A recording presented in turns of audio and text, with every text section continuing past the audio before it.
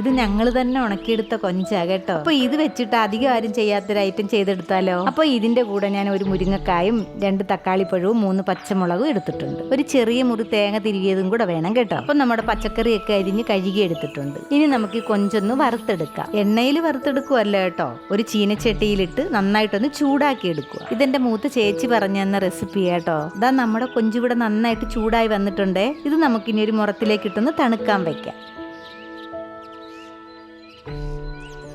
ഒരു ചിരട്ട വെച്ച് ഇതുപോലെ ഒന്ന് അമർത്തി കൊടുത്താൽ ഇതിന്റെ കൊമ്പും വാലും വേസ്റ്റൊക്കെ ഒന്ന് വേർതിരിഞ്ഞ് കിട്ടും. വേസ്റ്റൊക്കെ കളഞ്ഞ് വൃത്തിയാക്കി ഉണക്കൊഞ്ചും മേടിക്കാൻ കിട്ടും കേട്ടോ. അതാണെങ്കിൽ പണി എളുപ്പമായി. ശേഷം ഞാനത് മുറത്തിലിട്ട് പാറ്റി വേസ്റ്റൊക്കെ വേർതിരിച്ചെടുത്തിട്ടുണ്ട്. ഇനി അതിലേക്ക് കുറച്ച് വെള്ളം ഒഴിച്ച് നമുക്കൊന്ന് കുതിരാൻ വെക്കാം. കുതിർന്ന് വരുമ്പോൾ അഴുക്കൊക്കെ നന്നായിട്ട് കഴുകി കളയാൻ പറ്റും. ഞാനൊരു 3 വെള്ളത്തിൽ നന്നായിട്ട് കഴുകി എടുത്തിട്ടുണ്ട്. ഇനി പരിപാടി എളുപ്പമാണ് കേട്ടോ. ഇനി ഒരു ചട്ടി വെച്ച് ഇതിലേക്ക് കൊഞ്ചും നമ്മൾ എടുത്തു വെച്ചിരിക്കുന്ന മുരിങ്ങക്കായും തക്കാളിപ്പഴവും പച്ചമുളകും ലേശം വെള്ളവും കൂടെ ചേർത്ത് നമുക്കൊന്ന് വേവിച്ചെടുക്കാം.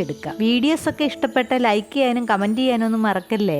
ഇത് ഇവിടുന്ന് വേവുന്ന സമയം കൊണ്ട് നമുക്ക് ഇതിലേക്കുള്ള അരപ്പ് തയ്യാറാക്കാം. അപ്പൊ ഞാൻ എടുത്തു വെച്ചേക്കുന്ന തേങ്ങയും കുറച്ച് മുളക് പൊടിയും മഞ്ഞപ്പൊടിയും മല്ലിപ്പൊടിയും ഒക്കെ ചേർത്ത് 5-6 കൊച്ചുള്ളി ആവശ്യത്തിന് വെള്ളവും ചേർത്ത് നന്നായിട്ട് അരച്ചെടുക്കാം. ഇത് വെന്ത് വന്നപ്പോഴേക്കും ആവശ്യത്തിന് ഉപ്പും ലേശം മഞ്ഞപ്പൊടിയും കൂടെ ചേർത്ത് കൊടുക്കുന്നുണ്ട്. ശേഷം ഒന്നുകൂടി മൂടി വെച്ച് വേവിക്കാം. വെന്ത് വന്നതിലേക്ക് നമ്മൾ അരച്ചു വെച്ച് അരപ്പ് ചേർത്ത് കൊടുക്കാം. ഒരു ലേശം പുളി പിഴിഞ്ഞതുകൂടി ചേർക്കുന്നുണ്ട്. കറി ഒന്ന് തിളച്ചു വന്നപ്പോഴേക്കും അതിനകത്ത് ഒരു പിഞ്ച് ഉലുവാപ്പൊടി കൂടി ഇട്ട് കൊടുത്തിട്ടുണ്ട്. അപ്പൊ നമുക്ക് കറിക്ക് ഒരു ഭംഗി കിട്ടാൻ വേണ്ടി ഒന്ന് താളിക്കണ്ടേ. അതിലൊരു കുറവും വരുത്തരുത് കേട്ടോ. വറ്റൽമുളകും കറിവേപ്പിലയൊക്കെ നന്നായിട്ട് ചേർക്കണം. ദാ ഇത്രയേ ഉള്ളൂ. ഇതിന്റെ പേരറിയാവുന്നൊരു കമന്റിൽ പറയണേ.